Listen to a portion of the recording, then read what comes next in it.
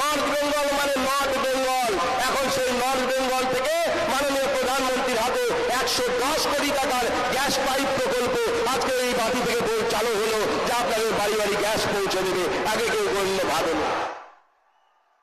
যখন বন্দে ভারত পশ্চিমবঙ্গে যখন প্রথম বন্দে ভারত চালু করার ব্যবস্থা হলো, আমরা জানতাম বন্দে ভারত চালু হলে কলকাতা থেকে অন্য কোথাও চালু হয়।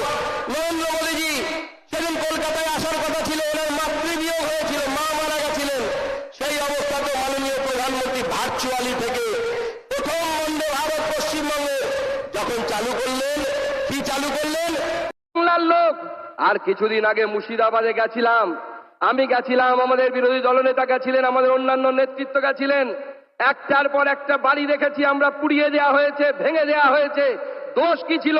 যারা পেহেলগাঁওতে মারা গেছিল তাদেরও একটাই দোষ, আর মুর্শিদাবাদে যাদের বাড়ি ঘর ভেঙে দেওয়া হয়েছিল তারা পালিয়েছিল, একটাই দোষ, তারা মাথায় সিঁদুর পরেন মহিলারা, গলায় কাঠের মালা রাখেন, গলায় মঙ্গলসূত্র রাখেন। তাই কাশ্মীর আর মুর্শিদাবাদ এক হয়ে গেছে। এই শক্তির বিরুদ্ধে আমাদের সকলকে গর্জে উঠতে হবে, লড়াই করতে হবে। আর সেই লড়াই নরেন্দ্র মোদীর নেতৃত্ব হবে। 26 আমরা মমতা বন্দ্যোপাধ্যায়ের এই জেহাদি সরকারকে উৎখাত করে বঙ্গোপসাগরে ফেলবো। সেই জন্য সবাই তৈরি হন, দুই হাত মুঠ করে আমার সাথে সংকল্প নিন, ভারতবর্ষের পতাকাকে উপরে তুলে ধরুন আর বলুন, ভারত মাতা কি, ভারত মাতা কি, ভারত মাতা কি, জয় শ্রীরাম, জয় জয় শ্রীরাম।